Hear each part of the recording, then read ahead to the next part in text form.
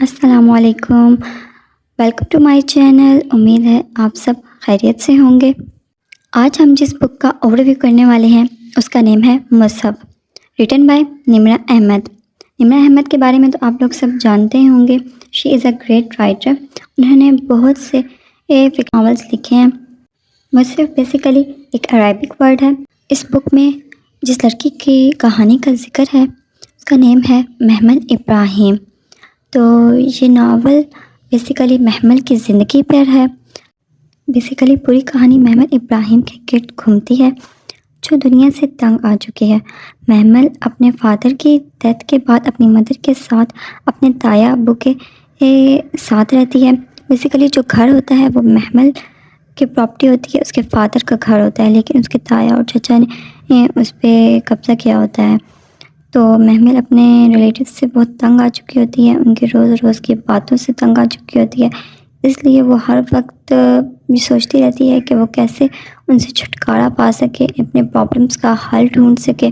اسی دوران محمل کی ملاقات ایک لڑکی سے ہوتی ہے بس اسٹاپ پہ، جس کے ہاتھ میں ایک بلیک کور میں بک ہوتی ہے، اور محمل اس بک کے بارے میں بہت زیادہ کیوریس ہوتی ہے، اور وہ اس لڑکی سے اس بک کے بارے میں پوچھتی ہے تو لڑکی کہتی ہے کہ اس بک کے اندر تمہاری ساری پرابلمس کا حل ہے۔ محمل پہلے تو حیران ہوتی ہے، لیکن جب وہ تنگ آ جاتی ہے تو وہ بک اپنے ساتھ اپنے گھر لے آتی ہے۔ سٹوری یہاں سے ایک بہت بڑا ٹویسٹ لیتی ہے جب محمل کو پتہ چلتا ہے کہ بلیک کور کی بک بیسیکلی ہولی قرآن ہے، ٹھیک ہے، تو لیکن محمل اس کو سمجھتی ہے کہ یہ کوئی ایسی میجیکل بک ہو جس سے وہ سارے پرابلمس اس کے حل ہو جائیں گے۔ اس وجہ سے محمل کو بہت زیادہ غصہ آتا ہے اور محمل بک کو واپس دینے کے بارے میں سوچ لیتی ہے، اور محمل اس لڑکی سے دوبارہ کبھی نہیں ملتی۔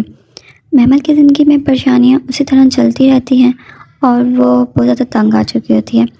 نیکسٹ سٹوری میں بہت مزے کا ٹویسٹ آتا ہے یہاں سے، جب محمل کا کزن فواد اس سے جھوٹی ہمدردی کر کے اسے بیوقوف بنا کے اس کو بیچ دیتا ہے ہمایوں کو۔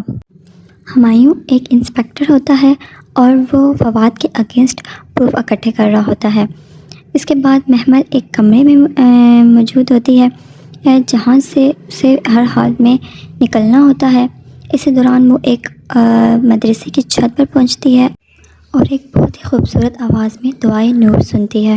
واجعل فی قلبی نورا، جو ایک لڑکی پڑھ رہی ہوتی ہے فریشے، اور یہاں سے محمل کی زندگی میں بھی نور بھر جاتا ہے اور وہ اسی مدرسے میں قرآن کو پڑھنا اور سمجھنا شروع کر دیتی ہے۔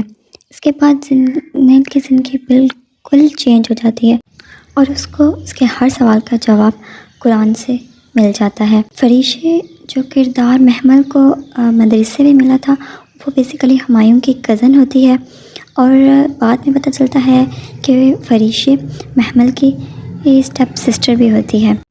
یہاں تک اسٹوری کا تھوڑا سا اوور ویو تھا۔ ناول بہت زیادہ بڑا نہیں ہے، اس لیے میں آپ کو ضرور ریکمینڈ کروں گی کہ آپ اس ناول کو ریڈ کریں۔ نمرہ احمد نے ایک چیز کو بہت اچھے سے بیان کیا ہے، محمل کی زندگی کو بہت اچھے سے انہوں نے بتایا ہے، اور اس میں سے ہمیں بہت سے لیسن مل رہے ہیں۔ یہ بک آپ کو لائف ٹوٹلی تو چینج نہیں کرے گی، لیکن کچھ نہ کچھ آپ کی لائف پہ ضرور امپیکٹ دے گی۔ اسٹوری کو ریڈ کرنے کے بعد سب سے بڑا لیسن جو ہمیں یہاں سے ملتا ہے کہ don't trust anyone, especially نامحرمس۔ Don't panic, just trust Allah, کیونکہ وہ سب دیکھ رہا ہے۔